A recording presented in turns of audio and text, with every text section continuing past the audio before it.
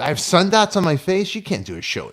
I have sun dots Yeah, on my you face. look like a street. You got the little lines going Oh on From the there. my good. blinds. The Oh blinds are my. It's closed, the but then blinds. Oh my God. This is like that show. I became this bullshit show. This is like the way you guys did my No, dude, roast that's for me. reality. It's called Yeah, reality. you guys. I'll tell Go you with what it. reality is. You guys putting a show together. That's reality. Here you Hey, go. It's coffee hey. talk with Adika. Nothing rhymes with that but chicken tikka. We name drop here. With Stefan and all his friends.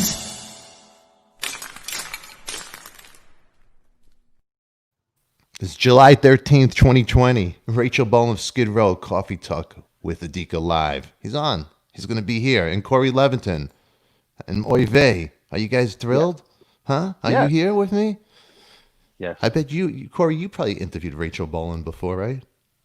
I have twice or three times. I wouldn't expect him to remember it because it was only by phone. I was mostly Baz's friend, and that Yeah. that Don't talk stopped about after a that. while. Yeah, no, he was absolutely insane to hang out with. He always wanted, if it was 3 in the morning, he was like, wow, we got a whole nother day. He just Look, wanted to do things, and it was nuts. it was nuts, huh? I couldn't take hanging out with him. It was always, let's go here, let's go here, let's go here. Oh, you gotta do some. He didn't call it blow. He called it gack or something. I never heard the word before, but it's like, yeah, no, I don't do gack. He's like, you gotta do gack. You're friends with all the rock stars, Corey. No, Donnie V. stop. You're friends with everybody. You got it going on. I have lines of my face like I have something going wrong with me, but it's the blinds. It's this. I've been moving all day yesterday, and I'm so Jewish and cheap because I am. I was bar mitzvah in Israel. I had two pods, Not and cheap. I was no way was I going to spend $1,000 because I spent $1,000 for these guys in California to load my pods. I got look. I don't have much, but to me, a Pottery Barn couch is very nice, and they ruined it. Ooh. Oh my God, they ruined the pottery. But that was my couch. My wife and I have two different stuff, and Yeah. I But have still, my it's things. She sitting. has her things. Her things get ruined. It's like the end of the world. I go, my couch got ruined. It's like she blows it off. Her makeup case got ruined. It's like I'm gonna report to him and blah blah blah blah blah. My wife's already on Yelp. She's writing a whole biography over there. But hey, I want to thank you guys. You know what? Saturday night, I turned 53. My birthday. It was a surprise birthday roast. Corey Leviton, Michael Oive, you guys did really nice. You got my ex girlfriend Mandy. We tried, man. You I know, mean, I You got kinda hard Mandy. to- you I got love the Mandy. fact that she showed up. Mandy looks the same. he said, "Shut up, Who said shut up? Corey." No, I said I love the fact that she showed up. Oh, she showed I up. thought you Yeah. said, "Shut up." Oh, No. Mandy, and I haven't seen Mandy forever. It's funny when I met Mandy. I was working at Circus Magazine. I was working the front desk, answering the telephones, and I was reading Metal Edge magazine. And I'll never forget that. You called me Reading over. Metal Edge, You working said, at Circus. Corey was writing an article said- at you said, Circus "Oh, check Magazine, this and out. and and all I did was answer the phone, and I wouldn't read Circus Magazine, but I read other magazines. It was funny. Well, Metal Edge Some was of cool us as got shit, it. though. We noticed. It was funny. Oh, checking out the competition. And Steph would be like, no, I just don't like this magazine. No, Metal Edge was. I'm sorry, man, but Metal Edge was better. Metal Way Edge better. is good. I hear my daughter. My daughter's going to be Hakami China in a sec because my wife is actually So- working. So So he I calls looked me at over to it, look yeah. at this picture. I think is it Duff with his wife or some, It was Johnny Colt from the Black Rose. I remember right? reading. Oh, right. And, was Johnny he's Colt. with this hot chick. He says, Corey, look at this hot chick. Look, someone like Johnny Colt could get a chick like this. I could get that. And then within 1 year, I visit him in L.A.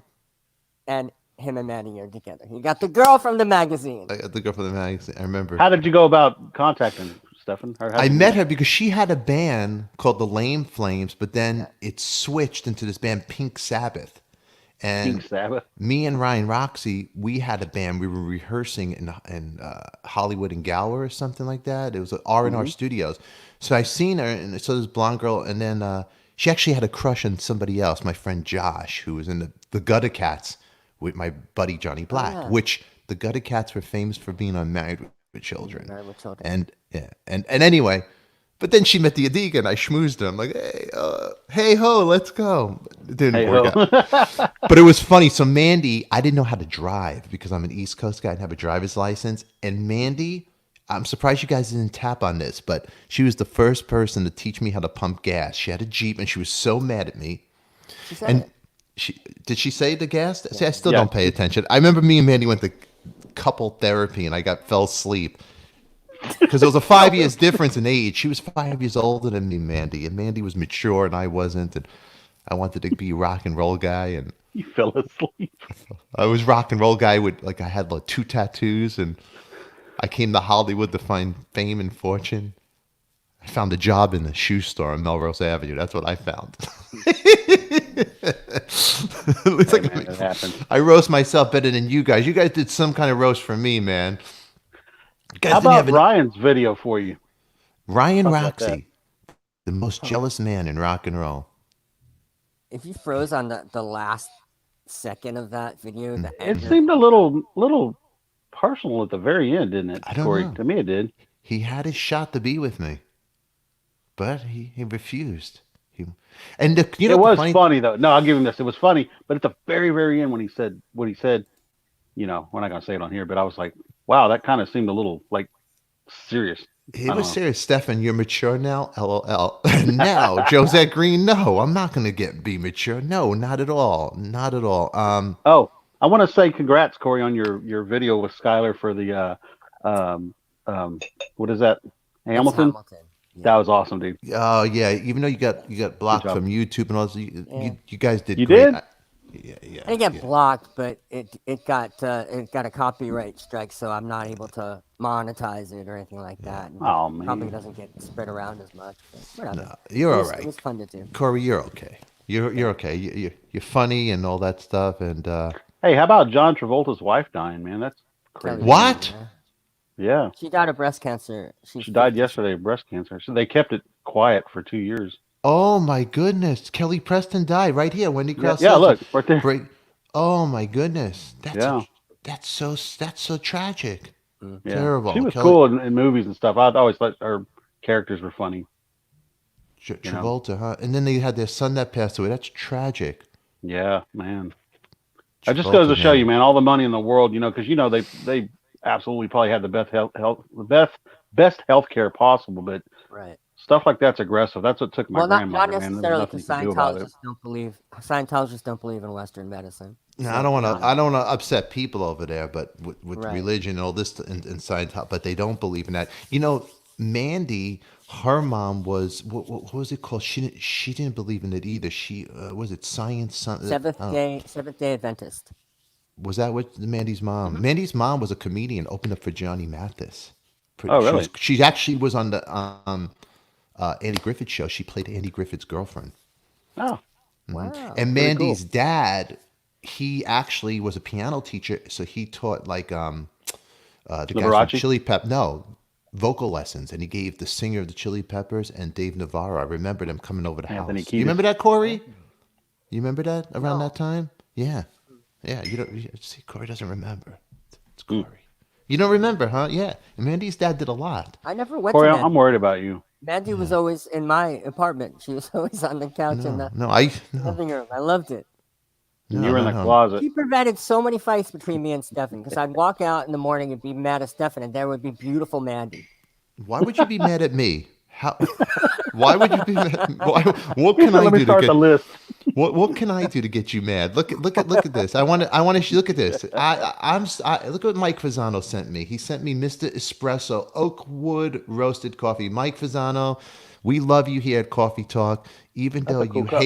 even though you love the old Stefan, you sent the old Stefan a birthday gift. The new Stefan, you sent him rocks. You should have made 2 different packages. The old Stefan, and before I became a YouTube sensation, you sent me rocks. Mike, I love you. And anytime you want to come back on here and throw rocks or give me kisses, you're invited. You're a good guy. I love everybody. And you know what, Corey? I got to tell you, I appreciate you, Corey Leventon. Shut up. I appreciate you, and Oy vey, Crazy Kiss fan, I appreciate you. Also, what's said in the news over here, right here, Linda Foster just said so sad about the death of Lisa Marie's yeah. son. Yeah, the family of the kid looked just like Elvis, but it's Yeah, boy, Right, did he! Elvis. Wow. he looked just like He 20. could have had such a music career just based on that. It just Yeah, goes to just show. based on that, no doubt, man. I knew a guy. Well, I'm not gonna say I knew a guy. I knew a guy who knew a guy. When I first moved to California for fame and fortune with Ryan Roxy. Hey Ryan, I love you, and don't be mad. Don't be mad. I moved to California to be a rock star. Instead, I got a job in a shoe store. But you helped me out, Roxy.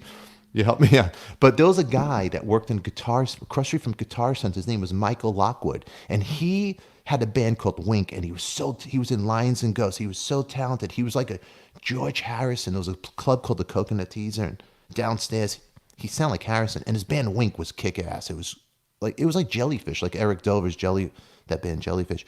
But anyway, he ended up marrying Lisa Marie, and they had twins. And Wow. yeah, I thought that was a guy named Danny Keough. no, that was her first husband. Oh, she's like Elizabeth Taylor, Lisa Marie. Gotcha. She got a lot of husbands. Kind of like you. You're like the Warren Beatty of journalism over there. She married Michael Jackson too. You know, Corey Leventon. Did she marry? Did they marry? Yeah. Oh yeah, she married Jackson. Oh yeah. Oy vey, do you have a picture of you and Michael Jackson? No. Cooking with the kid. I'm sure it's hard to live in Elvis' shadow. Yeah, it probably is. It's like so. You know what? Our thoughts and prayers to the Presley family and Corey Leventon. You live in my shadows. You really upset Jack Ponte, Corey. He hates your guts. Watch Damn, this. really? Watch it. Oh yeah, Jack. Let me call Jack up really quick. He No. hates you. Oh yeah, he hates you. Before we bring out guests, oh yeah, he can't stand you. This morning he goes, that fucking guy. You got Jack smoking. He usually smacks 3 packs a day. You're really pissed off, Ponte. Watch this. I'm not gonna. I know. I'm Disclaimer for the show: whoever's watching, this is not for kids. Watch this. Watch this. Jack, you there? Yeah. Hey, Jack, why don't you answer the phone like a human being? Like, hello, it's Jack Ponte. Why the fuck should I answer it like a human? Already, yeah. You gotta use the language, Jack. What? Jack, you gotta use the language. I thought you were gonna yell at me that I didn't recognize your birthday message to me. Okay. All right, hey, you're on the show, so be gentle. Corey Leventon can't hear you, but I hear you. What are your thoughts about Corey, really quick? Corey?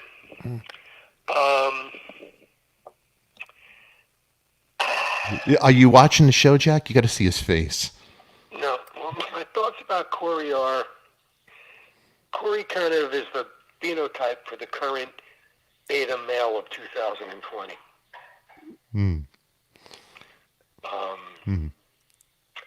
I would rather be Les Fradkin than Corey.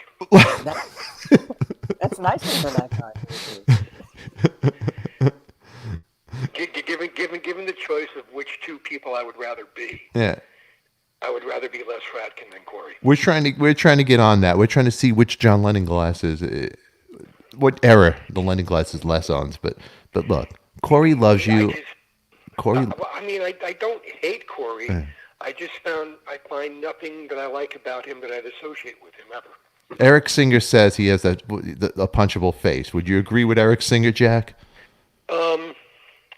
Corey's definitely the kind of person that within 2 sentences you want to kick the shit out of him. See, Jack, you know what I love about you? You're a very busy man. You take my calls. It shows you and I are friends, right? Me and you. I love you. I love you back. See? It's, and I don't dislike Corey. I just don't like him. He's hopeless, Jack. He's hopeless, and I'm going to help him. He's I'll kind of explain like, Corey's kind of like, he's like the condom that never got filled with sperm.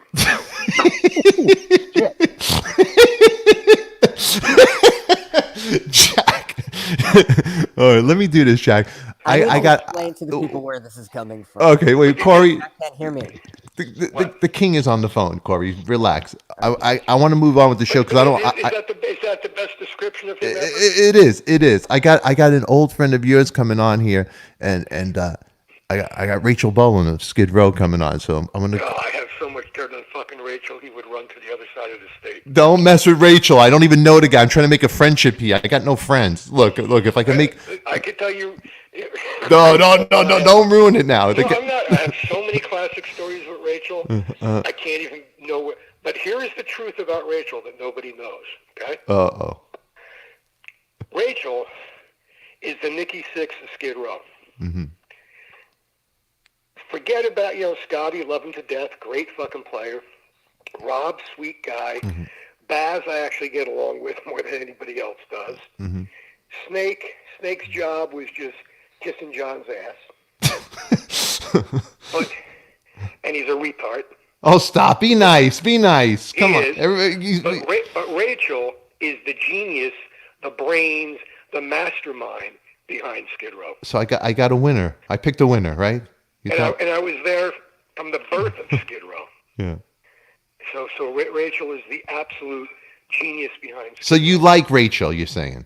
Row. Love Rachel. Okay. But you don't like Corey. Rachel- And Corey you can't stand. Rachel is brilliant, and Rachel is just a sweet human being and a wonderful, wonderful guy, and absolutely underrated in terms of his actual contribution to that band. Okay, that's a good intro. Okay, I'm gonna call you back, Jack. I love you. And All right. all right, bye. Ladies and gentlemen, that was Jack, the famous Jack Ponte. All right. Now, give him a round of applause, Jack Did you have a Ponte. friend of your father's who, when you're like 13 or 14 years old, Yeah. anything that you said was wrong, and like he would wait for like 2 seconds after you said something, and then he would go, "What's wrong with you?" That's that guy. That's Jack. Okay. No, Jack. We're gonna bring Rachel on here. I'm gonna listen. Corey, go backstage for a second. Oive, I'm gonna bring you backstage, ladies and gentlemen. I'm gonna bring him here. Rachel Bolan of Skid Row, friend. We both have something in common. Jack Ponte. All right, Rachel. Welcome, my friend. That was something right there. That was. Some people say I'm a narcissist. I don't think I am. Let me see that. Hold on. Put that up there. Let's see that. And this was made by a fan, and it's like my favorite coffee mug ever. Dude, I have a coffee mug. I got to bring it. I just moved. I've had this since like 90. That's awesome. You know what? Rachel, I have a shirt when I went to Argentina. I played with Gilby Clark out there, and we went to Argentina. And I had one fan that actually took the time to make a cartoon picture of me with a bass. That's so cool. It's my only fan. So I kept the shirt. It's like, I love stuff like that, man. I got so much stuff around my office. Like you and I, before I came on, were talking about a move and how much moves suck. The upside of it is going through all the old shit and then finding it's like, oh, I thought I lost this. So I got so much stuff around my office that fans have made that I really, really cherish, man. It's really cool. It's really cool. So I can never get rid of it, but I'll throw away other things. But the one thing, Rachel, I do have what I found in a move. Look at this. Look, I bet you always want. Look, this is a Stefan picture of me when I was born. This is like so sick. Oh my god, that my mom had the same thing in the house. Really? It's like all over the house. it's like a wooden frame. Look at this. Exact same thing, dude. I thought that when you first held that up, I was like, did Ponte get that and give that to you? Because mom had that of all of us kids. Right, it was an East Coast thing. Okay, you and I never met before, so this is great. We spoke 10 seconds before. We didn't know each other. I seen you play many times. I saw you play. I was telling you, L'Amour's in Queens before. You didn't have. Did you? I don't even know if you had a record deal back then. Probably not. Not. The first time we played, we probably had a different singer. And possibly a different guitar player. I'm not sure. Wow. But actually Scotty was in the band at that point. But yeah, it was our old singer Matt, and we opened for the band Heaven, and we were like, and I think Law and Order was on the bill too. Law and Order, Shane. Oh my God, Phil. And Shane and the drummer. What was his name? The drummer. They were pretty much at every show at L'Amour and L'Amour East. Lauren. It's so funny you met Law and Order now. Because John, who was the singer, he changed his name to Shane, and now he's country guy. But that bass player, God, his name was Sean, and they were a Brooklyn band. This is funny because when I had Scotty on the show, we were going back and forth. At L'Amour's in Brooklyn, I worked. I was like 16. I just turned 53 Saturday. Oh, okay, happy birthday. Thank you, man. Welcome to the other side. Oh, You're let me over. tell you, You're officially in your 50s now. you know, back in the day when you turned 23, you're talking about whiskey and beer, and now when you're 50, you talk about colonoscopies, your cholesterol. It's all fun. Polyps. Oh my god! Oh my god! When I went for my colonoscopy, I never was put under, and I was so out of my mind going. Yeah. So I went. I lived. I'll tell you a story. I grew up in Brooklyn, Manhattan, went to LA, and then my wife, we were on and off forever. She's from Central Coast, California. So then I moved, small town. And when I was a little kid, I used to watch like Gunsmoke, The Wild West, Robert Conrad. I always wanted to live in a Western town, because I thought it was great. Be careful Right. what you wish for. Yeah. Because I grew up in Canarsie. It's where basically where Goodfellas is based. It was like the street was you had the white doors with the carriage, the black carriage. You know what I'm talking about? It's like sure. brick road. Really, that's And then I grew up in this deer. I never saw deer before, and here I am. Like Yeah, dude. It was living here. I live in Tennessee now. I grew up in Toms River, so you'd see the occasional deer, but that town grew so fast. And then I lived in Atlanta for a while, and when I moved here, like our backyard is like Wild Kingdom, man. We've had bobcats. Well, let's put it this way: we had a groundhog problem, but the bobcat took care of it. So, really. yeah, deer, skunk, armadillo, snake. It's crazy.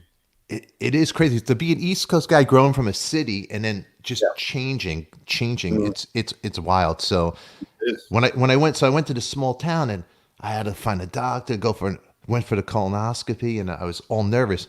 So I have kids, older kids, and then my wife and I also, we had a kid. And at 48, I forget how old I was, but I'm thinking, oh my God, I'm going to have, and then I have a daughter, a beautiful daughter. I'm like, oh my God, the whole thing, my wife goes, you're going to get fixed. You're going to get fixed. Now it's a small town.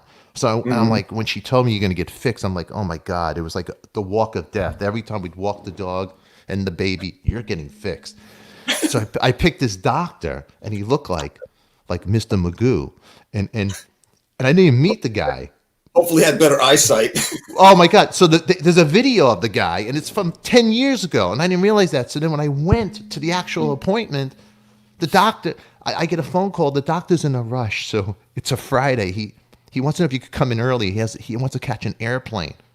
Then I hang up on the phone. I go to my wife. I go. The office called me. The guy's in a rush. I go. I don't need him coming invading me. But he's in a rush.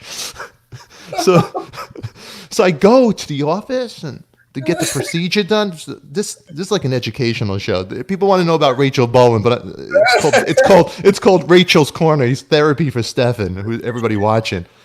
I go over there, Rachel. I go into this crazy doctor's office, and my wife is driving the car. It's like death row. I took videos driving there. So there's this cute blonde walking in, and it's bad light like I have now coming through my office. And she's blonde, and she's young, and here I am, Uncle Creepy, this old guy, and and she comes in with a big needle, and I'm like, oh my God, what the hell is she gonna do with this? And this blonde comes in and comes from the left, injects me to numb it out, whatever they're doing. I'm like, oh my God, and it's like awkward. Yeah. And my wife is like, you never had a problem before, put it on with these girls. I go, this is different. The lighting is bad, and I'm Jewish. I don't need these problems. So then the doctor walks in the room, and he looks nothing like the video. He looked like Christopher Lloyd from Back to the Future. I'm like, what the hell's going on here? Marty, I have to tell you something. Oh man. Rachel, he goes, oh, I got to catch a plane. I go, hey, Doc, take your time. I'm in no rush here. All of a sudden, Rachel, they do things. I'm sitting in the chair looking this way. They're coming me this way. I see it's like a Kiss concert. I see smoke, like a puff, like the opening for Detroit Rock City. Ba-boom. And he goes, and if you Google it, it's the scariest thing. He goes, oh, you want to see? And I go, I'll pass. And I'm I'm good. I'm good. And it was the worst experience. And then when you leave, they go, well, you got to come back and, you have to test to make sure that you're not loaded. So they want you to come back with it. They give you a cup to come back and, shoot it in a cup. I go to my wife, I'm never going back there. I'm not going to put in a car seat my sperm in a jar. I'm not driving back to this office. I go, I'm done. I'm not going back. So it was like a whole thing. My wife goes, you better go back. Make sure. You better make sure. Yeah. So then my making sure was after I'm getting deep now with you, Rachel. After it was done, I feel like I know you. yeah, I go to my wife. I go. Did you get your period? Are you not pregnant? She goes, well, what are you doing? I go, I just want to make sure we're not having no more kids. I go, I don't want to bring the jar back. I go, why? But if I get a speeding ticket, cop pulls me over. Yeah, I got a jar, my jizz over here. I don't want this. I don't want this. Cheers. So that's your 5 minutes of getting to know me. I hope we become friends after this, Rachel. Yeah, I still I'm contemplating doing that. So Are you really? yeah, because my girlfriend has kids and I don't want. You don't want. Yeah, so and I'm 56, so I'm like, I'm good. So she does the same thing. You need to go get the snip. I was like, let's not call it the snip. Let's just not call it that. Have you Googled it ever? Like, No, one of my best friends has had it done. Yeah. And he's like, man, he goes, it's quick. He goes, it hurts, it's sore, but he goes, I just sat around TV with a frozen bag of peas on my balls. You know what? It's not that bad as you think. See, we'll help people out. It's not that bad. I'm just neurotic and out of my mind. I'll tell you what sucks about it, 'cause I like to work out. So I had to take off a week. Mentally, it took me out. And it was the mind prepping yourself to go for it. It's really was easy. Sure. Yeah. But I will say this. What's the hardest thing is, I love my daughter. Being 53 now, it is hard. 53, my daughter will be 5. That's a challenge. And her name's Brooklyn. So that's a challenge. And she has my personality. She has that East Coast person. I'm like, oh, God. Oh, God. And I have a son. He's 23. But I was that guy that would walk on a plane. So say, if you had a kid, I'd be like, oh, is this guy going to sit next to me and hock me China key? I don't need the pressure right now. But then when I had my little one and I brought her on the plane, people look at me. I go, yeah, what the fuck are you looking at? Sit down next to you. But it's tough. I mean, but you know what? If you get it done, there's nothing wrong with it. It's easy. And you know what? Your girlfriend, you know what? At this time, it's that expression, happy wife, happy life, right?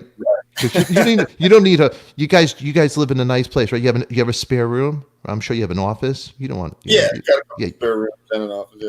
Yeah, you don't want to be sleeping in a spare room. So make her happy. Yeah, make her happy. That's it. But moving. Now, how long are you living in this place that you're? Just over 5 years. Oh, so did you finally unpack? You know what, man? I come across a box every now and then. I look over at my closet because I know in my office closet, if I open it, it's just going to be an avalanche. I'll come across a box every now and then. I'm like, it just says stuff. So I open it up and I'm like, that's exactly what it is. But this is going to take a day to organize and go through. So I just shove it back into the closet. But for the most part, I moved here and I was on a mission, man. I had no cable. I had nothing. So I just got into the boxes and unloaded as much as I could by myself. And it was a task, man, but moving blows. Moving. So are you a hoarder? Would you consider yourself a hoarder? No, I won't consider myself a hoarder. Just a keeper, and like I got divorced and moved from Jersey to Atlanta, and I brought with me projects that I started in Jersey, like a table or this and that and the other thing. And I'm going to turn this into whatever. And they sat in my garage in Atlanta for 14 years. And then I was moving here and I'm like, it's going in fucking garbage. So I was like, I lost interest. I don't even know what I was making. Man, in my pickup, I took 7 full loads of stuff to Salvation Army. Oh, you did? The pile of junk in front of my house when I left, I don't even know if that was legal, but I lived on a cul-de-sac. I pulled out of there with the U-Haul and my car on the trailer, and I had a bunch of stuff shipped in those pods. And I left, and I sold my house so fast. I sold my house in a half an hour. It's when the market was like screaming. And So I sold it quick, which was a blessing because I had bought this house. So you Yeah. know, that whole scale. You know what, Rachel, my wife and I, we kept on to the house in California. I didn't want to sell it because I figured we never get. Not that I want to live there, but I just, if I could hold on to, if I could try to keep it, and that's Yeah. great. And now where I'm at now, it's cool. But it sounds like my world because I did the U-Haul. I drove a Chevy Avalanche. Yeah. And dude, I got my license at 30 years old. I grew up in Brooklyn. I never had a driver's license. So I was driving all the way to Oregon. And I was like, this is the scariest. I'm the guy driving like 30 miles and on the freeway driving you. Yeah. And the incline going down, I'm like, oh my God, this is insane. And I got It's the crazy U-Haul. up there. I did 2 pods and I had a U-Haul and I brought all my bass equipment. I go, my bass equipment? The hell am I going to do with all this crap? The SVT, you know, what am I going to do with? Back in the day when we were kids, we wanted to move it. It's like, oh, it's like who the hell wants it? You know, it's like a bunch of amps, and I'm looking. Then I'm thinking, well, maybe I can make it look like a cool vibe in my office. It's a bunch of junk. It's like, come on, because if I was going to do a gig, there's going to be a backline. It's like, what am I doing with all this stuff? You Yeah. know, it's like ridiculous. Yeah, I got Fed Rock. Rachel, are you going to come back to Italy with the Skids? Can't wait. You got people over here wanting to. I don't know what's going Well, on with all the shows from this year got moved to next year, so I believe I don't have my schedule in front of me, but I believe there are 2 or 3 Italian shows in there. Yeah. Now, see, Rachel, you've never been on the show. We get people; they'll ask us questions. They'll come on. This is real professional stuff. So Yeah, man. I'm glad you're here. We could yenta together. You know that we're the yenta with me. You know what, Rachel? I got some cool stuff.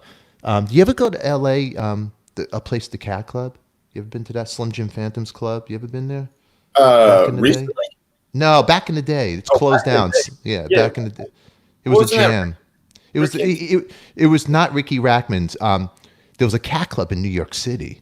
That was Yeah, I a different remember one. Cat Club in New York. Then Slim Jim Phantom ripped that name off because that Slim Jim's a friend of mine. If you're watching Jim, yeah, I know you ripped it off. He did a club called the Cat Club, and every Thursday night there was we do a jam. It was me, the house band. It was Tracy Guns. It was Slim Jim. And it was Gilby Clark. That was the band. Right. And we would do like Stones, Beatles, and people would jam with us. We had like Eric Singer brought Brian May one time, and but I got this. This is Well, from so the a bunch actual. of unknowns. What's that? What's that? What's that? So a bunch of unknowns you jammed with. Jesus. A bunch of unknowns. Look. That's the only thing I got going on. Rachel, let me. I want to impress you. I have a shirt from a guy from Argentina, right? And then I got this picture right there. And then I got look at this picture. That's me. Wow. And that's Brian May playing the Roxy. Ryan Roxy is a company called GMP Guitars, and they made that guitar. And that picture, and there's Slim Jim. Look how happy he is. So we were playing The Thriller's Gone, and Brian May went in my ear. He goes, "What's the next change?" And I went, "F." And I went to Jim. I go, "Jim, I just told Brian May F, the key of F." I was like, "That's it." I'm done. And he was tall, and I was next 2 times. Eric Singer was playing with him, so he brought it. But this was from the Cat Club wall because I know you like. So Jim had like pictures hanging on the wall, and I used to play with Dee Dee Ramone, and this was from the actual Cat Club. Wow. It was a picture of Dee Dee, and they had like the holes. It was That's sculpted so in the wall. cool. So That is so cool. Yeah.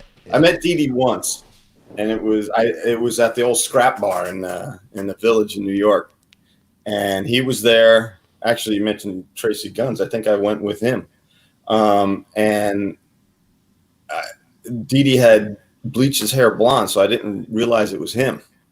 And he was sitting there, and we just started chatting, and I was pretty hammered, and I go, "Dude, you're Dee Dee Ramone," and he's like, "Yeah." I was like, "Sorry, man, I didn't recognize you were here." And all of a sudden, I'm just like, "Oh my god, I'm talking to a Ramone," and it was pretty amazing. I was trying to keep my shit together because Ramones are like my favorite band, Dude, Rachel, I could go tell you so many Ramon stories. That's my buddy Jordan Align. He's a huge vlogger. He's responsible for me to do this show. Did Coley Bryce ever audition for Skid Row? I don't recall someone named Collie Yeah. Bryce. I don't know anybody named Collie is a good name for a dog, Jordan, but I don't Collie. Hey, it's Collie the dog. It's a great dog name.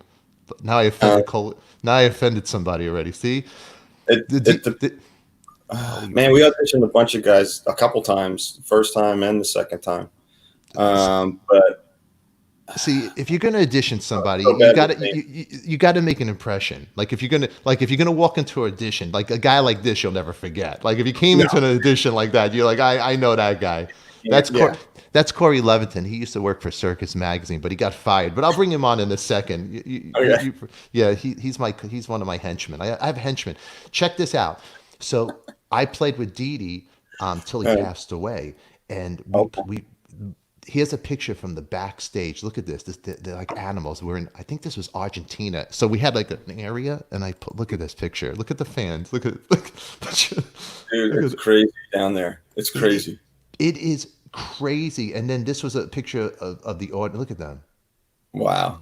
This is I love I'm like my mother. I take a picture and then of the photograph. I have a box, and I'm finding all this stuff. And then here, this is my hoarder thing. This is. You see this right here? That's a collage I made. That's a chain. You see that chain? And there's a pic. Yeah. And there's Dee Dee Ramone. That chain, I was so mad. Dee Dee left a chain in my car, and I got so mad. I go, why is he leaving this junk in my car? And then a week later, he passed away, and then I felt Wow. sad. Well, at least I got the chain. Yeah. You know? Have you been to the Ramones Museum in Berlin? No. How It's is it? amazing. It's small. It's amazing. Like the stuff that's in there, the old posters and just old road cases and just set list. And if you're a Ramones fan, Mhm. like I am, like everything means something. Everything is really important to you, you know? And I was blown away. And they have a little coffee house and a little bar out front. And they give you a pin that once you go, you get this pin and you could go free for life. You know what I mean? Of course I lost the pin, but You did? You lost the pin, huh? yeah, I'll figure it out. I gotta get it back, or I'll just get another one. I'll just pay again. I don't care. No, It's I all- got now. I wish I could check it. With the Colonel here, Rachel, saw you guys on your first arena tour opening for Bon Jovi. I was blown away. You guys were great. I know you get sick of the question, but any chance of C in bed? Colonel, why do you gotta come here and upset that we're having a nice conversation? That's like me going to you, Colonel. You know, it's like me going to Corey Leviton. Hey, the first girlfriend. Yeah, come on. You know, backward. Rachel, what are you drinking? Pat wants to know. Boringly enough, coffee. That's what I'm drinking. Do you drink black or straight, Rachel? One sugar, 2 cream. I'm all out of this, so I can't. Do you put Jack in the coffee? Oh, some days it depends on how the day's going, but yeah, I call it Rob and I, our drummer Rob Hammersmith, we call it Kentucky coffee. That's great. That's great. Kentucky coffee. I was living in Central Coast wine country, and they were doing some of the coffees and taking the beans and putting it in the barrel, so you get the essence of the wine. I'm like a coffee nut. You know, Okay. I have the espresso machine in my house, and Yeah, I love espresso. Man, that's what I miss about living up north is like first and foremost the Italian restaurants because they're not the same down here. No. The bread's not the same. But man, when you go, my favorite Italian restaurant is in New York. It's called Da Tommaso, and I've been going there. The first time I went, Doc took me, and I've been going ever since. And I could not go for 2 years. And I walk in, and I see the owner, and it's awesome. But man, I love eating that big gigantic meal and that espresso afterwards, man, with nothing in it except a chunk of lemon rind and just like Yes. God, it's so good. It's so good. You know, man, when I was living in Central Coast, there was nothing there. Nothing. The food was awful. There's my wife behind me. Hi, honey. Hey, hi, honey. You're killing up the vibe over here, hon. Look, she's looking for. What the? Hey, can you do me a favor, Amber? Can you grab me the Dee Dee's guitar? Oh, she's working. I wanted to show you something. I have the last guitar from Dee Dee Ramone and the shirt we ever did. Yeah, I'll tell you the whole story, Rachel. I'm glad I reached out to you. Now me and you became friends. Well, watch this. This is really cool. Watch this. So check it out. The company GMP made a guitar for Dee Dee and I. He made me a bass, and at the time my bass, whatever, it was so sparkled. But I go, it's not punk rock. So I had Gilby used to have a Les Paul that was burnt, so I had them burn it, and they made it punk rock. So then the company goes, look, you think Dee Dee will play one of our guitars? I go, yeah. So yeah, unfortunately, because he's a bass player, Eric Singer goes, you could sell it to blah, blah, blah, blah, blah. I'm like, I'm going to keep it, I'm not going to sell it. So our last show we ever did was on a Saturday. It was a thing called, in L.A., it was Club Makeup, and they did a punk rock night. And anyway, the guitar, check it out. Send it. If I find an extra Dee Dee Ramone pick, I'm going to mail it to you. But don't get rid of it. Yeah, I have some picks. Oh yeah. So there's a punk rock chick in L.A. called Texas Terry, and there was no docu. I didn't have anything. So one day after Dee Dee died, she gave me this crazy punk rock magazine. So the last songs we ever did was Sheena. And this is the last songs he's ever played. It was Sheena, Chinese Rock's Blitzkrieg Bop. And the band, it was me, Dee Dee, and Slim Jim Phantom. And that was, if you could see this. Hold on, let me put this over here for a second. Look at this. This was the set list. Can you see this right there, my friend? Yeah. Okay. And right here. So Dee Dee, the Ramones, as you know, they never shared mics. And that night, Dee Dee did he was heavily into the Beatles. He was the Beatles' first album, Please Please Me. He was over and over listening to it, over and over. So that night, that's me and Dee Dee. There's Dee Dee. Mm-hmm. There's me. Yeah. I'm wearing that's Ryan Roxy's jacket, a motorcycle jacket that he left. It says on the back his old band, Electric Angels, but that's what I was wearing. And you could see right there that's the guitar. But then check it out. Hold on, where's the picture of him alone? Right here. So that's the shirt, guitar, right? That's so cool. So check it out. So after the gig, he wrapped up his stuff. He put in the gig bag. That's his shirt that he did. Wow. That he actually cut himself, right?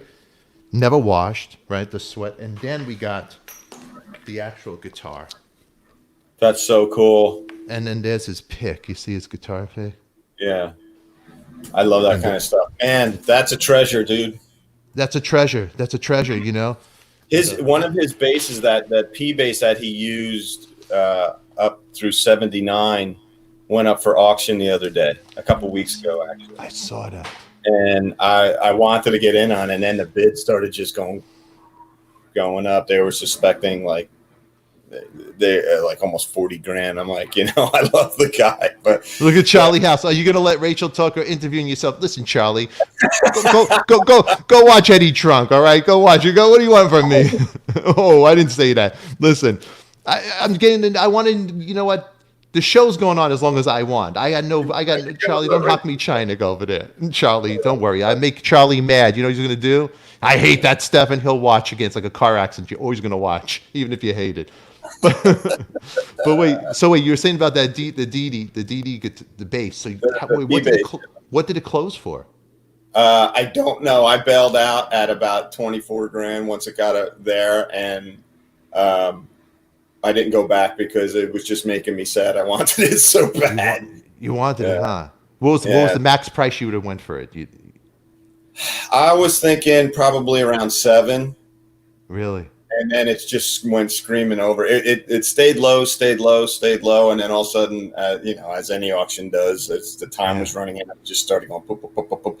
And I'm sure some collector somewhere with a bankroll much bigger than mine was just totally.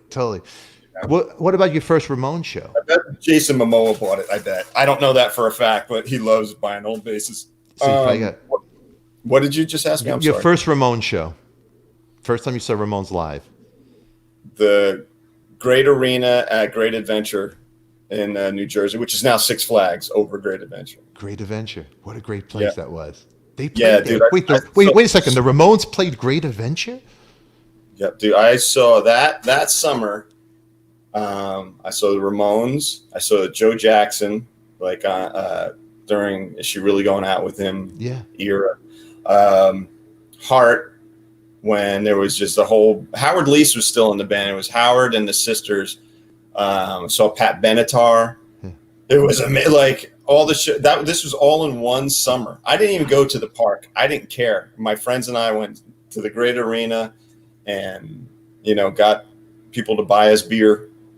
That's great. But it was in the daytime, right? Did they do two sets? Did they do two Nope. sets back then? They did one set. Just one. One set. In the daytime to see the Ramones. That's crazy. Huh? It was blistering hot out. You know how New Jersey summers are, man. Hot and humid. Terrible. Yeah, you could see the air just like, and they came out in all leather jackets, and it was awesome. It was great. That was my first Ramone show, first of so many. Wow. So what album were they touring around that time? Do you remember offhand? Let's see. Well, I was underage, so I must have been 16, 17. Man, I don't know.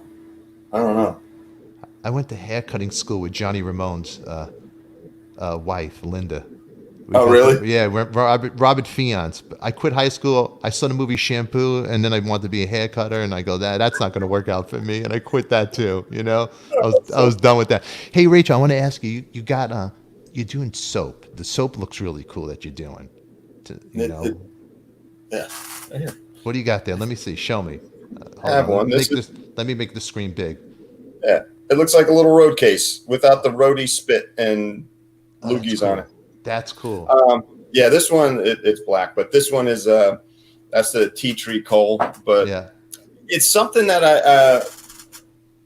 I've been wanting to do and actually been in the motion of doing for well over a year, just getting the trademarks and building a business model and whatnot. And with all this downtime that we have, I'm like, well, I'm going to launch my soap company for no other reason than we had time off so I could do it. And I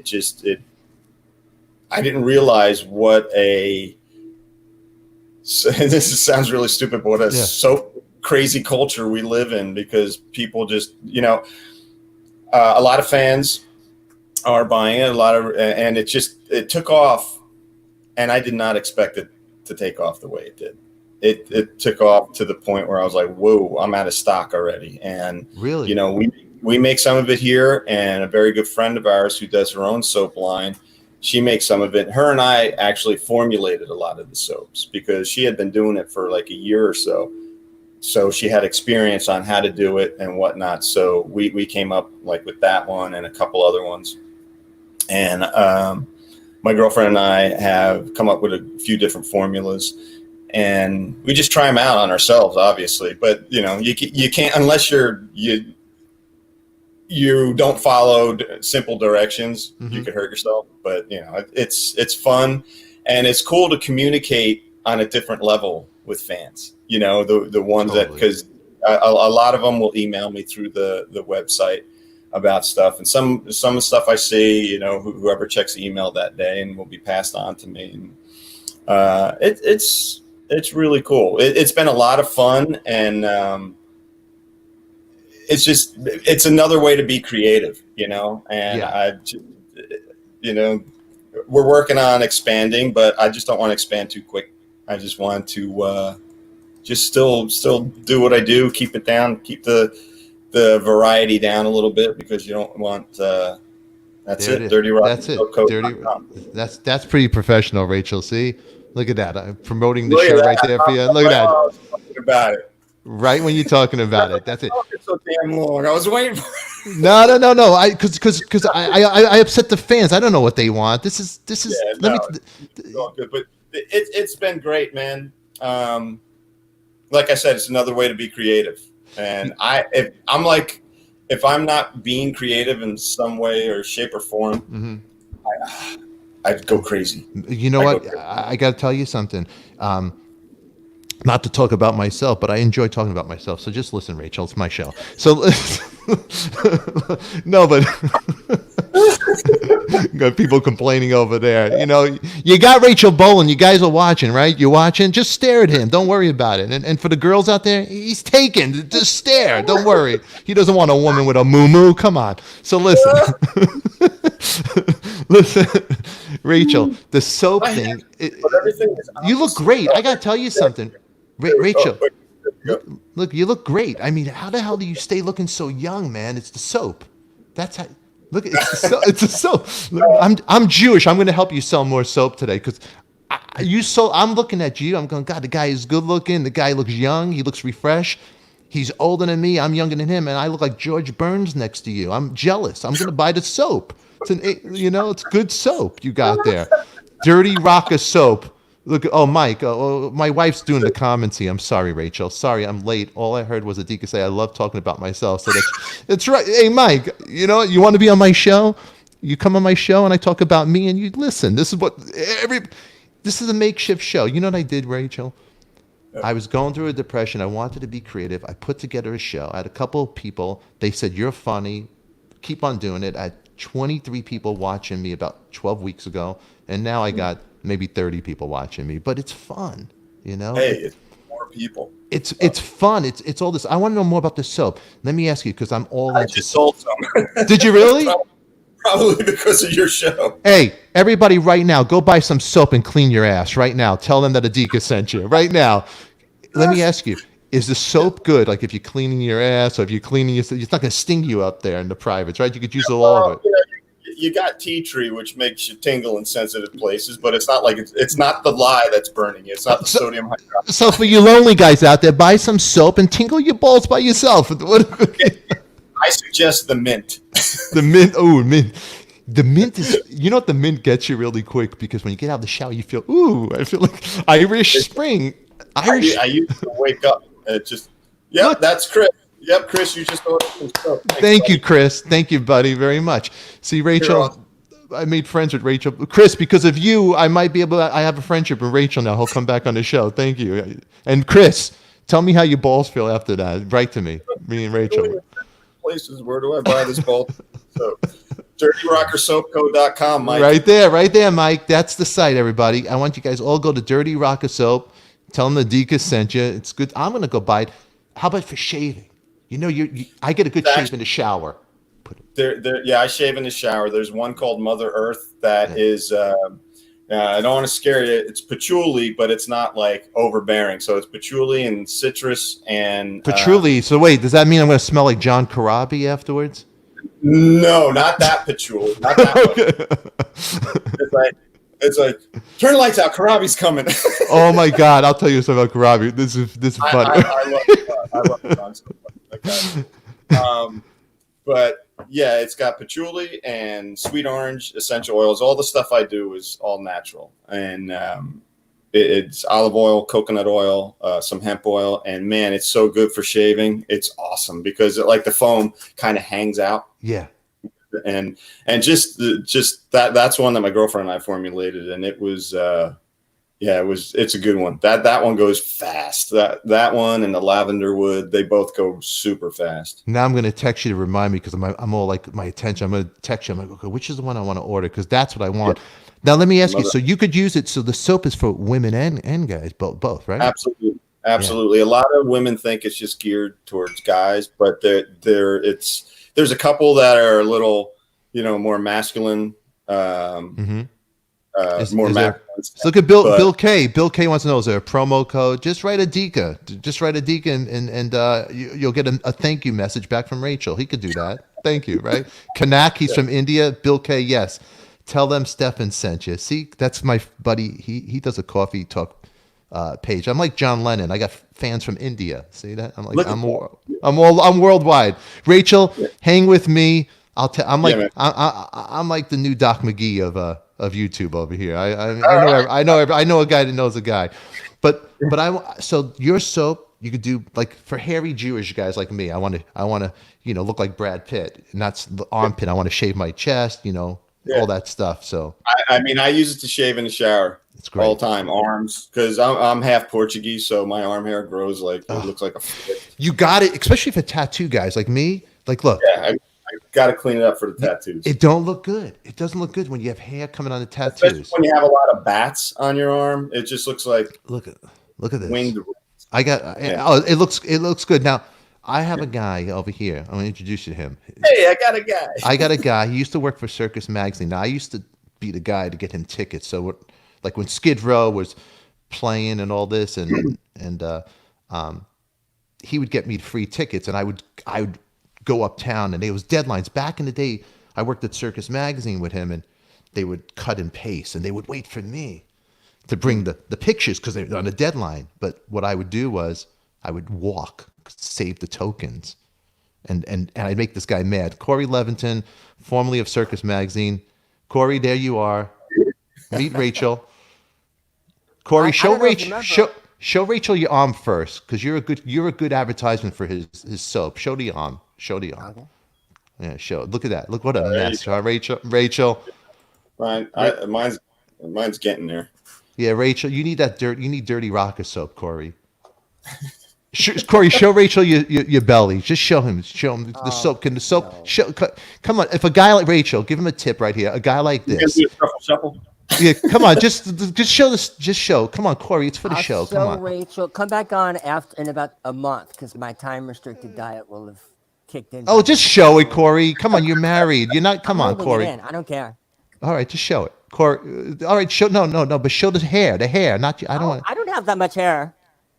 Not that you much. don't. No, much. You don't. Who's he? Rachel, really quick. Famous celebrity. Who does Corey look like? I don't know. The answer is Anthony Weiner. He thinks he looks like Michael Douglas. He thinks Michael Douglas. Jack Ponte's right. I look like Anthony Weiner. Yeah, Jack Ponte hates Corey, but I was listening. I was like, wow. Yeah, this is Corey Levitt. So Corey, go ahead, interview Rachel. Since I did, I've interviewed Rachel before 2 or 3 times. I don't expect you to remember. It was on the phone. Baz is the guy I knew in real life. But what I think is really funny about today is, do you remember the kid on the playground who used to come and audition to be your friend? Look at my stuff. I got the Planet of the Apes doll. Yeah, that's me. That's me. I have the Batman doll. My dad is rich. I have all the connections. That's me. That's me. I got the Batman doll. That's right. Everybody in the audience has heard the same DD stories, the same Brian May story 15 times. Every time you hear somebody on who wants to be their friend, all the same stories. That's it. See, how come you weren't funny like this on my roast on Saturday? How come? How come? You put a surprise roast and you totally failed. Lydia Cornell couldn't even get in backstage because of you. She wanted to come in. You know Lydia Cornell, Rachel? I don't. No, it's the Too Close for Comfort. The blonde. The hot chick. Too Close for Comfort. Oh, okay. Yeah. He made me a surprise roast. He failed. It was miserable. It was terrible. It did fail. Rachel, do you ship to Canada? Yeah. Yeah. Rob, they ship to Canada. See, you go. So go ahead. Go interview him, Corey. Let me watch you. Oh no. I just had one question, and the Colonel touched on it. And this is why you do have me on, but you won't admit it, because the fans all want to know certain questions that you won't go near because you want to be their friends. I just want to know, Baz and you had the falling out because he booked the Kiss show, and you didn't want to. You thought that you didn't want to open up, be an opening band. This is why. Oh my God, that's so hilarious. So when was the last time he said that? I don't know. I don't know. It's on the Wikipedia page. No, it wasn't like that at all. And for the record, he got fired. And it's not just me that doesn't want to do a reunion. We are so happy now. We have ZP and we have Rob Hammersmith, and this is Skid Row. Take it or leave it. You know, those guys do their thing. We do our thing. But no, it wasn't over. There was no falling out. It was just like, I'm done, you know. Yeah. And you know what, Rachel? I'm sure Blabbermouth is going to be chopping this all up. You know what? But I don't care. No, you know what, Rachel? I totally get where you're going, because Corey over here, I don't know if you watched this show, and I could send you some clips. He quit on this. This show is live, so we never know what's going to happen. So one morning we started. It was last week, and Corey, let's you know what? Let's tell Rachel what you did. I'm the Baz of the show. Oh, I'm the Rachel Bolan of the show. This is my baby. This is my ship. And you know what? You don't like it? Then it's the Adika way or the highway. That's it. Rachel, I'm going to take lessons from Rachel Bolan here. So Corey comes on there. He tries to show me off. You know what he does? He throws a tantrum. He quits on the show. Then he sits there like this. It's like this. Look, he's gone. He signed off like that. He's backstage. And he's looking at the comments, seeing if the fans would write and beg him to come back. And you know what? Check out. You know what happened, Rachel? Since I'm the Rachel Bolan of Adika, nobody gave a rat's ass about Corey Leviton, except for one lady in a muumuu. And Yeah, mostly you're right. Corey pulled. So Corey, 2 days later, one person wrote to him, "I can't stand that Stefan, and you make the show." And he was so happy that you were happy, right? It made you feel good, right? I am starting to see the Michael Douglas thing. Don't kiss his ass, Rachel. Listen, I don't kiss ass. I am starting to see it a little bit. You make him feel good. You make him feel good. And Rachel, like if I was in Skid Row, it's not because I play bass, you play bass. But there's perks of being in Skid Row. You get things people want to kiss. You have to give you things for free. Corey, you got that Corzilla poster from my show for free. Yeah, right? George, one of the fans. I got really mad at this doctor who was professing anti-vax sentiments. We've since made up, but I really blew up at him and called him irresponsible prick. Yeah. And that's me in the middle of yelling at him. And so our fan George from Burbank he made that up there, and so that's really cool. Yeah, he has a Patreon account and he's selling postcards. And Corey does something with his daughter, a cute little girl, Skylar, on YouTube. But you're the only guy to get this cute little girl banned from YouTube. He gets all nuts. But he's a lovable guy. I love him.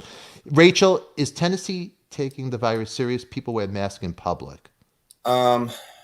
Finally, yeah. They weren't. There was no mandated safety anywhere. I still think things are a little too laxed here, but you finally have to wear a mask when you go into stores. It's so crazy. And the restaurants have paper menus, limited seating. And it was weird. We went to a restaurant for the first time since this all happened about 2.5 weeks ago. And it was really bizarre. But we had to wait outside because there was 10 people already in there, and we went in with our masks, and menus were paper that got thrown out after we used them. The waiter had a mask and gloves on, and it felt safe. It was weird, but it felt safe, and so far so good, Yeah. But it's really something, man. It's my girlfriend's a nurse. She's a hospice nurse, and she has to go into facilities that have COVID wings and stuff like that. Wow. So for anyone who thinks that this isn't real, it's real, and we get the real numbers just about a few times a day through the American Nurses Association, and it's a real thing. And it's real scary. It's really scary. I mean, it makes you even think. I mean, you ever follow Jack Ponte on Facebook? He keeps really up with it, Jack, like the numbers and stuff, because Jack's wife's a doctor as well. But it's scary times, even as a musician, right? It's like, I can't speak for you, just me being, like you got it's the business, the meet and greets, all this, the aftermath. I don't see things going back the way they were. It's like a bad Twilight Zone we're in. It's bizarre.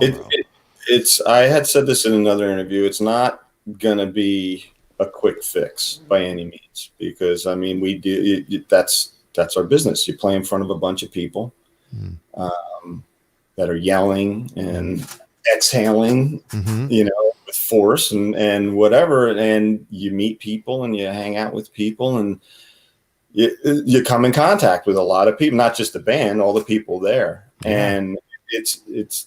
There's no quick fix to it. And like I had said earlier, all of our shows this year got pushed to 2021. And now our China shows, which were supposed to be in March of this year, and got pushed to March of 2021, have been pushed to March of 2022. So I don't know which direction that's going to go. I just, we all need to really take it serious and take part of it, because, I'm probably going to hear so much shit for this, but this is not a political move. This is a real thing, and it's freaking scary and needs to be taken seriously. Yeah. You know, I posted a picture of my mask, my N95, and some guy just put an emoji of a sheep, up there. And I was just like, nah, I'm not sheep. I'm not doing it for any other reason. Yeah. Protect myself and protect the people around me. Yeah. Because it's scary, man. It's a scary thing, and it can be dealt with from everything I've read. And I don't mean just Googling someone, not the internet school of medicine. I mean like the real numbers that we get here. And we just got to follow rules for a little while. I remember people freaking out when they had to wear seatbelts, but everyone got over it. And it probably saved their lives more than once, Totally. To go into a ShopRite or a Kroger with a mask on for 25 minutes isn't going to kill you, but not doing it might. It's scary. I have a little one, and she's all hyper all over the place. Hard to get her to wear the mask. She's touching everything, and I'm like, "Don't touch that," And I get, I'll make a joke about it because the only way I know how to handle stress is joking, but it's like scary. And Josette, we are not going back to the old normal anytime soon. Hopefully, Craig, can you read it? My eyes are so bad. Can you read that? Hopefully, if we all do our part, we can get through this sooner, reduce the cases, and have something to alleviate the severity of it. Mm-hmm. Rachel, did you see the meme or the photos of the Flaming Lips show that they did in Bubbles? I'm not sure if that was before COVID or after COVID. People are saying it was after COVID, where they're all in bubbles and the audience is all in bubbles. It looks like a hell of a lot of fun. I don't know if it's real or not. I don't know. I haven't seen that. It does sound fun though. I mean, I think things like that in drive-in theaters, obviously it's not the same, but it's better than sitting at home. Yeah, they did their first drive-in concert here at Nissan Stadium. Oh wow! Three shows. You park outside, and you have a little area where you could get out of your car. Excuse me. And then the concert is full production inside, and I think. I know Darius Rucker did one night. A couple other big country guys did it, and I don't know how it went over. I just saw a brief. I caught it on the news. It's weird, but it's entertainment. It's something that we're just going to have to figure out. It's not going to be a permanent thing. I can't see this being permanent. Yeah, but it's not going to be a quick fix either. So. No, it's going to take definitely time. I got a lot of people giving props out to your girlfriend being a nurse and all that, and yeah, she's putting her health on the line and helping others out. So yeah, give her a round of applause and all that stuff. Definitely tough. I mean, I'm going to introduce you to Oy Vey. This is our crazy Kiss fan, and he's the guy in the public that would want to hug you and lick you and spit on you. Especially in the punk rock shows. Think about that. In Argentina, the way they show they love you, they'll take the spit. Am I right? And they'll throw it at you. Throw it right at you. They'll throw it right at you. And how many times you ever played a gig like that where their spit landed in your mouth when you're doing rock face? Hey, come on, let's go. Stuff. Yeah, we did one in Rio, and I was out by the front of the stage, and I just happened to see this guy, and I was like, he's making a really weird face. And this big loogie went right in my mouth. Right. Dropped my bass, ran into the dressing room, poured the vodka across my tongue. I'm like thinking about it. It's this right. It's rock faces doesn't work in those countries. It's no good. And that's why I think. Look, Corey, did you know about that? I'm still thinking about. I'm still processing. Oh, it's that awful. Guy's viruses now live inside Rachel. No, this is awful. But this is the type. Have canceled it out. Yeah. Now you have to do like a shield. But here's the type of guy that would probably throw his spit at you to tell him that he loves you. This is Oy Vey, crazy Kiss fan. Oy Vey. What's up, brother? Oy Vey. Oy Vey, you ever met Rachel before? Yeah, we played a couple shows with you guys in Houston. Yeah, man. Yeah. Do you got Rachel? You know Oy Vey, the Tame Fury, the band Tame Fury? Yep, I remember meeting you a few times. Yeah. It's always cool, man. Good to see you again, bro. Yeah. You too. Hey, I don't know if you guys saw it, but the Colonel said that Dee Dee's bass sold for over $93,000 on June 18th. Whoa. That much money, huh? Yeah. They were thinking it was going to peak at 40, and it went for 93. 93. Man, that's a lot of coin. That's so crazy. Yeah. It's so, Especially considering the Ramones never made more than 10,000 for a gig in their whole lives. dude, Dee and It's I. not- I'll tell you, at the end of his gig, we were playing places like there's a place in Vegas. I don't know if you know this place, Pinky's. Remember Pinky's? Oh yeah. So we played there right before Dee passed, and there was nobody at our show. There was maybe like 20, maybe max 30 people. We were booked by Artists really? Worldwide. That was Chuck Bernal. He booked us, and I remember Kevin Dubrow wanted to meet Dee Ramone. And Kevin came with Michael Pulse. He had like this bleached hair wig he was wearing, and and he was like the only person there, and it was depressing. That was like probably about 2-3 weeks before Dee passed away. And Dee Dee's like, oh, and I remember him saying to me, they'll care once, people will care once I'm gone. He was like, No. but it's like that Wow. Pinkies, yeah. And now it's crazy. My point is that it sold for this much. He was right, about that. That's crazy. 93. You Yeah. could have sold. Look at this, Rachel. Yeah, I want to do something special for you. I'm going to take you inside Michael Oive's home. Look at his home. Look how crazy Kiss fan he is. Look, he has the boots. Look, look what he I has there. was checking out those boots. Look Hey, at Rachel, check out the vintage stuff over here. Hang on. Oh my Lord. Whoa. I wish I would have pulled it, dude, but I have a picture of you from Houston when you guys were opening for Bon Jovi. And you and I met down by there's a place, it was called the Summit at the time. It's where Lakewood Church is now, but down the back where the load-in is, you came out to meet some of the fans, and you were wearing an Alive 2 shirt. And it was a staff shirt. It wasn't a tour shirt, but it was like one for the staff. And it was black, and it said in the puffy letters, it said Kiss Alive 2, and I think it said security on it. And I was like blown away. I was like, oh, dude, where'd you get that shirt at? I forget what you told me, but do you still have that shirt? You know what? I'm gonna say yes. It's probably in a box somewhere, but I keep like all my old. I still have my first Ramone shirt, man. You do? Hanging on. Wow. Yeah, I have it on a hanger in my closet, and every now and then I'm like, yeah, let me put it on. I'll wear it, but it's like it's all coming apart here. The armpits are blown out. Like, this is gonna fall apart. So I put it back on. I keep trying to think I can wear it, but I guess I could have it fixed, but I don't want to. I have my Beatlemania shirt. You remember the show Beatlemania? Do you remember that? I think Glenn Burtnick was Paul McCartney in that for a while. You know Glenn Burtnick? Not on Broadway in one of the touring versions. Yeah, Glenn was right. Yeah. Mm-hmm. Yeah, we had Mitch Weissman on it and Les Fratkin, the original, and it's great. So Les has the original John Lennon glasses, right, Corey?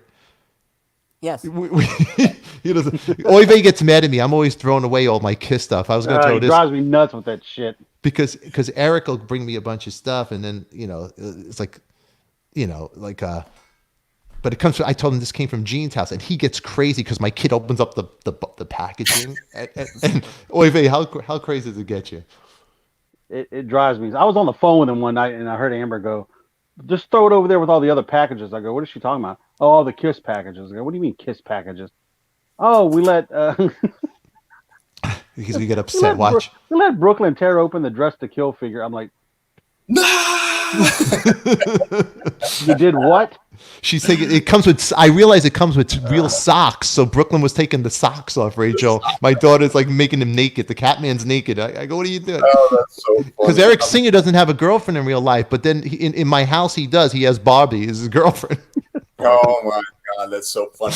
I'm looking for some of my Kiss stuff. It's kind of buried up there with all the Ramone stuff. But what do you got? Let's see. Show us what you got. This is like we're like little kids. Let's go back to kindergarten.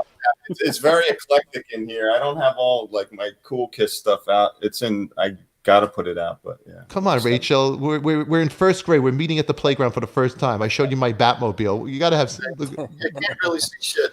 Let me see. Hold on, Rachel. Let me see. You can't really see shit. Look, I'm impressed how neat he keeps his place. He doesn't have to. I like that. See, you have. Rachel, what is that? What is that painting behind you? That's Andy Warhol. Oh, that's cool.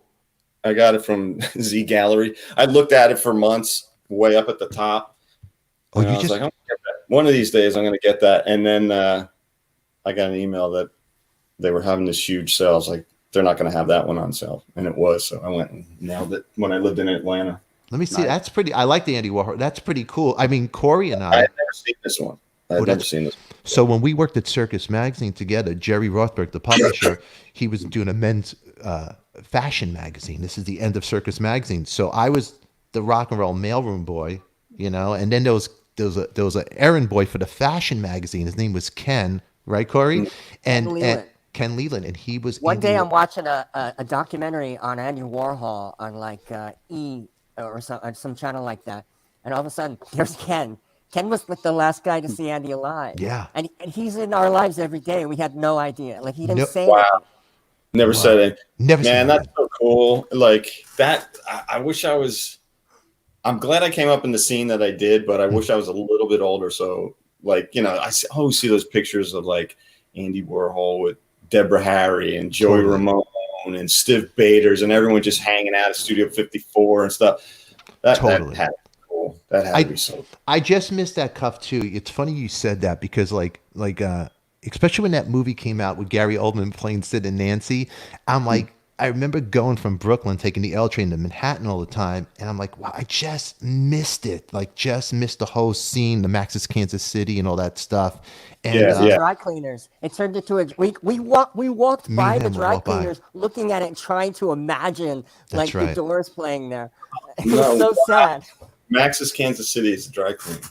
Yeah. it was a chemical was. bank, and then it's on by Park, and it turned into but it was so because me and Corey both lived in the city, and I lived on 16th. Corey lived on Uptown, but we'd walk for lunch and all that good stuff, and try to remember. Wow, the Doors did this, but I didn't realize the connection that Jerry Rothberg had with Andy Warhol, and then now Dee Dee Ramone was doing art with a couple of people that worked with Andy Warhol. So what Dee Dee was doing, he would sketch out with a marker, and then he had one of those guys do the colors over it. It's packed up right now. I'll send you a screenshot, Rachel. So when we were in Japan, Dee Dee Ramone didn't have any swag, so he sat there with this Japanese cardboard art paper, and he did Sharpie drawings, and he'd sell it as swag to the fans. So he did one for me. It's a picture of me and my holding a bass and like an SVT and my little son, and he's like, "Oh no, what now? Are you getting into girls?" And he wrote Dee Dee Ramone. It's pretty cool, and I have it packed up somewhere. I'll send you. I don't have you. I'll send it. I don't have your phone number. I'll email. Here, let me give it to you right now. No, give it to me. Give me right now, and then do it. But I'll get you. I'll get. Just be my friend, Rachel, please. I got the Batmobile. I do got the Batmobile, the Gorgie. Remember the old school, the Gorgie, the old school yeah. Batmobile. Hell yeah. I have that. This is where we geek out together. This is it. Yeah. You know what, Rachel? We also do a show called Talking Wax where you got to come on it. It's Saturday night, and what we do is you pull. I don't know if you're a vinyl guy, but you pull out 3 records. You don't look at it, and every record tells a story of you. Like the first Beatle records, Meet the Beatles, like the Cuban Boots or Kiss Alive, and just it brings you back to that little kid. It exposes you, and it's so much fun. Oy vey and I do it every Saturday night. That sounds fun. All the vinyl. Over the past year, I've recently got back into vinyl. I'm so glad that's becoming such a strong medium again. There's some great record stores here in Oh Nashville. man, Really? I love vinyl. Really. Oh, it's so cool. The whole package, Rachel, holding the record, the smell of it, even Spinning it on the corners, holding it by the corners and spinning it while it plays. Yeah. totally. He knows. Totally. The kiss. Show Rachel some of your kiss, like the kiss with the love gun, all the Oh yeah. raft. Check this out. Look at this. You'll lose your mind. See, Corey, we got a friend, Rachel. Corey used to get beat up by a girl in the sandbox when he was a little kid. You can hang with us, Corey. We're the Once cool I kid. got beat up by her. Get me. Once. See, Rachel's having a good time with She us. was big. She was big. She was huge. She was huge. Yeah. She was huge. But yeah, all that good stuff. It's funny how the older we get, we're going back in time and we're reminiscing now, like all the packaging of the stuff and But I don't want to get too crazy because I'll become a hoarder and I won't be able to move it again. These Look at are this. all different versions of Love Gun. I mean, hang on. Wow. I'll show you a couple of cool ones. This one is signed by the whole band. Oh man, that's awesome. This one, did you ever see the original artwork, Rachel, that was going to be used for Love Gun? No. Oh, this is That's cool, it right Rachel. there. Look at this. Wow. Yeah. That's pretty amazing. Yeah, they went with a totally different. This was actually going to be used, but never was. What's the song Now, list is different on that one? no, it's the Okay. same line. Everything was the same. James wants to know what's Rachel's current playlist. What's on your current playlist, Rachel? Let's see. It's funny. Wow. That's It's good funny stuff. that you mentioned Kiss because Rock and Roll Over is my absolute favorite Kiss record, and I've been listening to that. I listened to it here. I went up to my friend's house and he had it on. We listened to it twice, and let's see, what else have I been listening to? That was my first Kiss record. Somebody gave it to me, Making Love. It's just a great album. Every song is great on that album. That's from Korea. Yeah. Let me see that one. Wow. The cover's So red. cool. And then here you go. Here's with everything in it. The gun. Yeah, your internet froze, Oive. Again. Right when you got the gun, he pulls the gun out. I don't see it. So, did you know that there's 2 covers for Rock and Roll Over? You probably do. No, I didn't know that.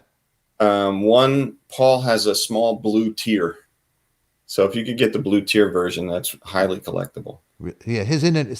His internet there he is. Damn, that was weird. Anyway, I was showing you. Here's the first pressing with the gun and the order form and everything in it. That's so awesome. Oh man, that order form, I used to stare at that. Me too. Oh, wow. Order everything. That's cool. But- Did you know about the tier? Rock and Roll Over, Oive? Rachel just said there's a blue tier on Paul Stanley. Do you have it, Rachel? He's Yeah. pulling it out crazy. I got 3 copies of Rock and Roll Over, and none of them have the tier. Yeah. So Hang on you real have quick. look. So But you I've been have, listening to Judas Priest, Unleashed in the East. I listened to that the other day. I'm kind of all over the place lately. Been listening to some Faces and some Rod Stewart. Every Picture Tells a Story. That's such a great record. Wow, that's a great record. Come on, Rachel. Rachel, I'm gonna pick your brain right now. What it is? Everybody has that stuff they don't want to admit to, like if it's Patti LaBelle, like General Hospital music, the Light FM, come on. What's the sad? It has to be a goofy song that you really love to listen, but I don't want people to know. I don't want Well, I mean, the soundtrack from Sound of Music is pretty awesome. Really, that's great. Yeah, so, a female deer. That song, like just lyrically, and it's a scale. The whole song, the way it all fits together, blows my mind. That was my mom's favorite movie. So she bought the soundtrack on vinyl. Yeah. And then recently, I found. Yeah, there it is. Oh, is that the blue tier? Yep. He's OG over there. Look at that. It's OG. That's great. That's great. So the Sound of Music. Sound of Music soundtrack, especially that song. So your mom.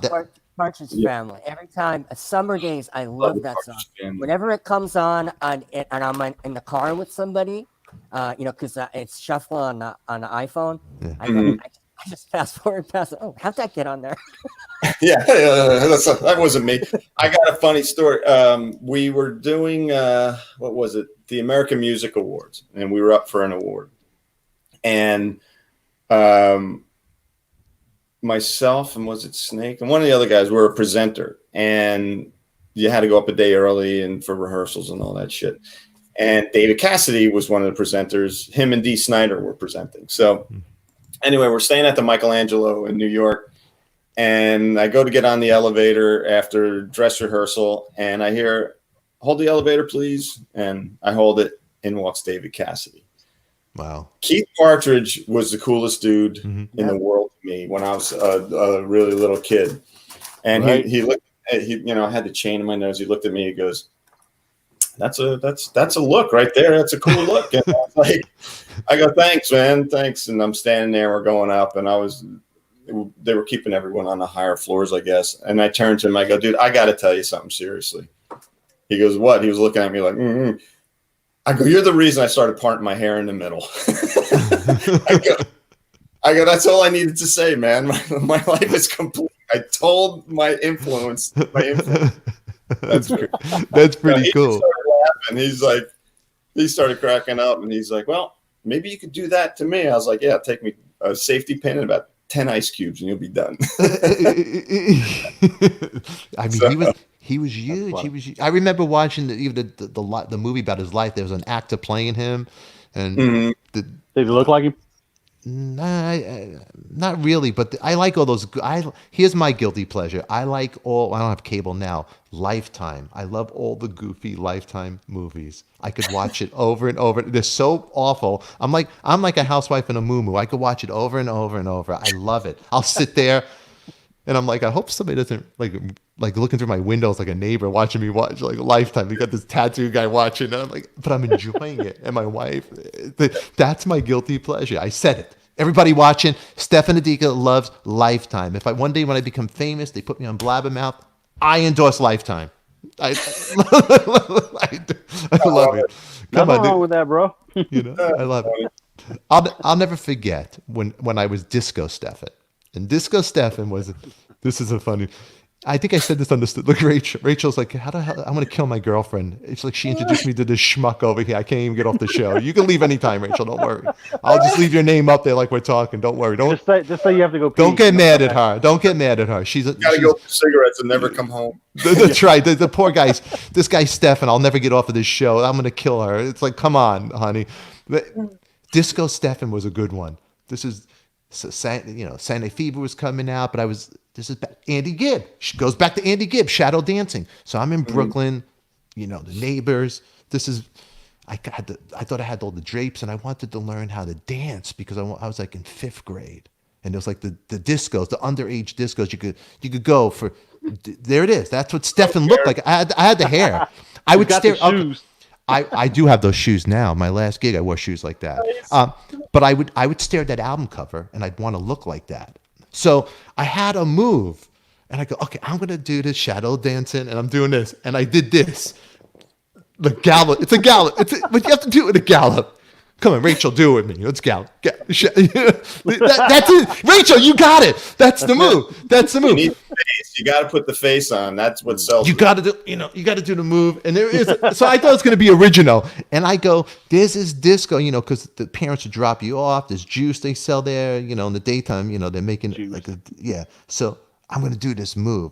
So I'll never forget. I practiced. I was saving it. So I went outside to go play. We play like Star Trek. We play Planet of the Apes in the street, whatever, football, I walked outside and the kids next door go like this to me. Hey, Stefan, what's up? I go, hey, what's going on? And this is like 10, 11-year-old Stefan. And one of the kids, they start doing this.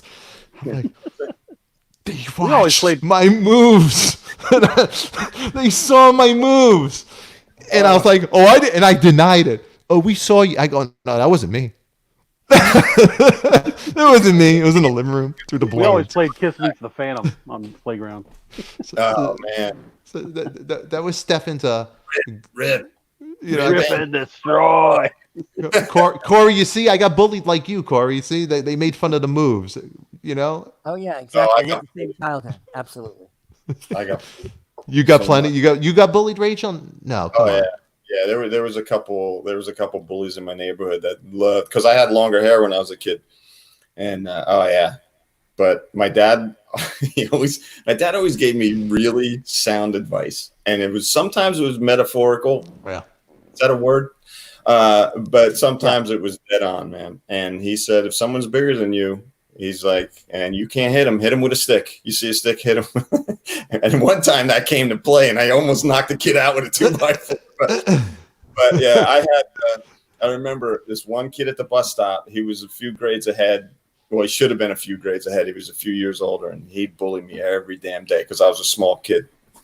And I was like, I asked my mom, I was like, can I get work boots? I want the work boots with the steel toe. And she's like, well, we'll get them for you with this and that. And before winter time, it's like, okay. So I get them. I got them around my birthday. And here he comes up to me at the bus stop. And the only reason I wanted steel toe boots was to kick him in the balls. Oh, shit. Man, I kicked him in the balls. He bent down. I kicked him in the ribs. And this kid folded. He folded. He didn't even get on the bus. I just got on the bus like, but he never hang on. So. And I never wore the boots again.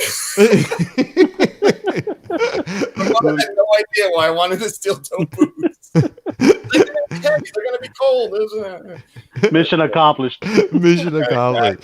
Done. This is funny, Rachel. I know you're busy, and You know what? You've been great. I could hear my kid coming down the stairs. This is professional show. You know, the Hakami Channing show. Corey You're Levington. You had a, going down to my house Yeah, here. I got a split. I got. what do you mean you had a split? I got Rachel Bolan here. What do you upset the guy? You talk about it. You know, you don't even say, you want nothing. You don't ask him about the soap. All you want to get is gossip. You don't want to. You don't act human sometimes, Corey. I have a guy. Just be nice. Play nice. You make fun of me. But yeah, let's talk about the soap for a second. Look at this. Rachel, show me. Wait, before we I want to know. I want that. So this black one is it black? I like the soap? packaging, man. Is it Yeah, black soap? thanks, man. I like to keep it simple. Yeah, that's the tea tree coal. It's tea tree essential oil and activated charcoal. Which, Rachel, does it come by the single bars, or you can buy it like in a box, or how's that work? well, I sell it by the bar, but I'm starting to do wholesale stuff where you buy a few already cut loaves of it, and Really? stuff like that. But we're just figuring that out now. So what do you have? Rachel? What do you? Okay. What do you have? What do you have in front of you that you have? You have just the one soap. How many different soaps? I just have this one soap in my office. I have another room where it's all curing. You do? But I have mint. Yeah. It's peppermint, which is really nice. The lavender, sandalwood. This one called Mother Earth that I was telling you about before. It has patchouli and sweet orange, and then it has orange zest in it and orange peel powder and. Sandalwood smells good. Sandalwood does smell good. Sandalwood, yeah. Sandalwood and lavender that is really hard to keep in stock because chicks dig it and guys love it because it is with the sandalwood makes it a little masculine. So it's cool, man. That is. You guys don't do any candles or anything. You don't do any candles, no. No, not yet. Not yet. We may do it, but like I said, I don't. I'm kind of learning as I go. Like I know business, but I didn't know the soap business. I knew the music business. I know the music business. So I'm trying to see what I could take from like marketing, kind of taking the same ideals and principles. But, like I said, once I started selling this, I found out then that there's a whole soap culture, and people are very serious about their soaps. Totally. And that's why I keep it all natural. I did one soap for Father's Day that had a fragrance oil, but and went over great. It had a bourbon fragrance to it, but not like Grandpa's Drunk Again bourbon. It had like a really nice smell to it. But I stated right on the website that it's not all natural because it's actually a fragrance oil. But so I just try to keep everything natural, and people dig it, and I dig it. I use it all the time. And what's great, if a soap doesn't come out, well, it's not great, but if a color comes a little off where it doesn't look too appealing, I just cut it up and use it here. So I don't ever have to buy soap again. That's awesome. That's awesome. cool, man. Dirty Rocka Soap Co. Dirty Rocka Soap Co.com. The website. Get the soap, all that good stuff. My wife's giving me. I think I have something coming here. So, my exercise machine is coming. I'm trying to make the garage, and I got drama, Rachel. Rachel, Yeah. Don't go nowhere. Wait right here for a second. I want to wrap up, say goodbye to everybody. Then I'll say a personal goodbye to you, Rachel. Oive, Corey Levington had to go to his real job, right? I want to thank you, Oive, for the birthday roast that you did so great. You're a good friend of mine. brother. I appreciate you. Look at this. A Kiss fan did this for us. Look at this. Look at that. No. Yeah. Isn't that cool? That's right there. Look at that. He also, Wow. Rachel, that's cool. Now, Rachel, check this out.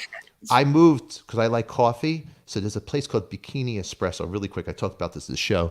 I wanted to talk earlier. I'm all over the mind. My mind's crazy. So I go, oh, look at this place. And I go, I bet you. And I'm with the family. I'm my 4.5-year-old, my wife. So I'm looking. I got the kid yelling at me. I want the white cookie. I want the white cookie. I'm trying to look at the menu. I'm squinting. And this is the coffee place. Look at that. That's where you ask for the white cookie. Look at the chick. This is. She had pasties on. Is this? I just ask your girlfriend. Is this healthy? She had no. I don't know. She was wearing gloves. Is this healthy? Look at me. Look at Uncle Creep. This could be my daughter. Look at me. So when I make the picture big with my iPhone, you could see the gray on the back of my hair over here. I look really Uncle Creepy. I have the 4-year-old yelling at me. I want the white cookie. And my wife. I go take a picture. That's That's amazing. And that's where my. was it? It was Washington. That's my life. I'm out of my mind. I mean, address. Give me an address. Okay, no, there's a bunch of them. Yeah, There's a bunch of them. There's a whole bunch of them. Great. But That's I'm gonna wrap this up. I want to thank Rachel Bolan to spend the morning with us, having coffee with us, getting to know each other. I got to know you, got to know me. We got to exchange stories. and you didn't even tell him your Eddie Van Halen story. That was the greatest I didn't one. tell him the Eddie Van Halen story. He don't care. He don't care. No, he cares. He don't care. I got to play with Eddie Van Halen. Me, John Corabi, Brian Tishy, and Dizzy Reed. Who else is in? Eric Dover. Do you know Eric Dover, by the way? Great singer. He's a great singer. Jellyfish. Jellyfish, yeah. I don't know him personally. Yeah, I great- knew the great- name. I don't nice know him guy, personally. great singer. I know Tishy forever. He's a Jersey guy. Yeah, Tishy's a great. I tell you, me and Tishy had to share rooms because we the Gilby Clark tour. That's another thing. Tishy's a great musician, plays everything. We went to England, plays everything. All those guys, we know the same people. We went to two different schools, you and I. But Rachel, you know what? I love you, and you know what, Rachel? Hey, you know Ryan Roxy, right? Yeah. Yeah, he taught me how to play bass. There's a good picture of Roxy right there. There he is. Ryan Roxy. Hey Ryan, I know you're watching. I got Rachel. I got Rachel before you. Now you gotta, you get to this. You go on Ryan's show. He's gonna have it all scripted. Rachel, what year were you born? And that bass that you're playing. It's like me and you, Rachel. We're real guys from the street. We're from the streets. Skid Row, the streets, right? We don't. Streets of Top River, New Jersey. We're East Coast guys, right? Ryan Roxy over here, Ryan. It's like Willy Wonka, Ryan Roxy. I love messing with Roxy. You know what? You gotta be able to bust balls with each other. It's all about that. But I want to thank Rachel. I want to thank you guys for watching this. Look how professional. Watch this outro, Rachel. Watch this. Don't go nowhere, Rachel. Watch this. We'll see you tomorrow. Everybody, 8 a.m. Pacific Standard Time. I have an exercise machine coming. I love you. All right. Peace out. Look.